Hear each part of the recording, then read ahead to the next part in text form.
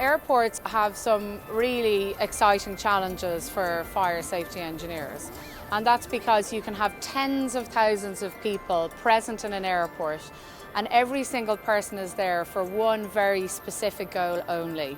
That's either to get to their plane on time or to leave their plane as quickly as possible and get home. If they can't see any danger, people will not respond the way you may wish them to. So the whole purpose of airport fire safety is to not interrupt the operations of the airport. And this requires very special fire engineering. Fire engineering is a mixture of all sorts of different skills, and it allows you access to all different parts of the design and construction process. You need to understand fire science, human behaviour, human psychology, human physiology, and then also the technologies available to protect humans from fire and smoke. And then finally, you must understand the law and the regulatory environment within which you work. So it's that broad range of all sorts of different skills that really interests and excites me in applying fire engineering at work. One of the innovative parts of the fire strategy for Terminal 2 in Dublin was the interaction of security and fire safety and life safety requirements. And typically, even in fire engineered airports, security cleared and people who are not security cleared do mix in the event of an evacuation.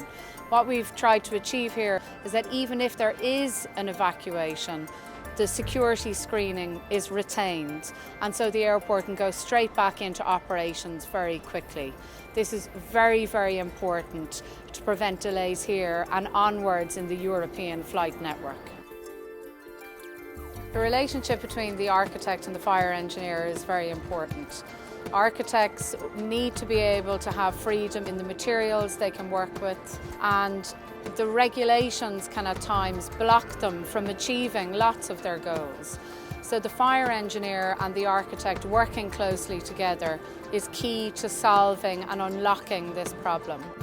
This staircase here is a good example where the regulation insisted that escalators were not safe for use in evacuation. And as part of our negotiations, the architecture designed in this staircase and made it a beautiful part of this terminal building. The culture of Arup is such that it's a very team-based and very creative environment, and knowledge is greatly valued and respected.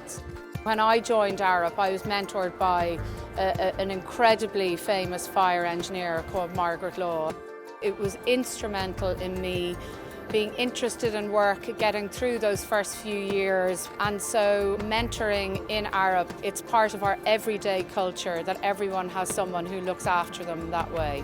Now that I'm a fellow, I feel it's given me permission in a way to try and influence people outside my own fire team and look after all the people around me, not just fire engineers, and help them understand where they can get to and help them understand opportunities in our working environment.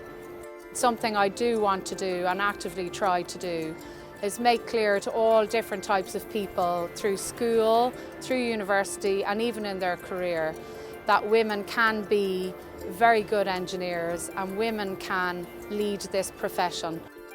Arup believed in purpose before profit, and that alters your decision making. It means that you have to make the right call and the right decision rather than take the easy decision to make sure the money comes in over the line. And that changes how people behave in the workplace. That's not to say that being a commercially viable business isn't important, and I don't mean that at all. But it means that the culture and the atmosphere is one where people actively try to come up with the best solution for what can be very complicated problems. And that inspires people to look at things differently and to try and create new solutions, big or small, for any type of challenge on a project.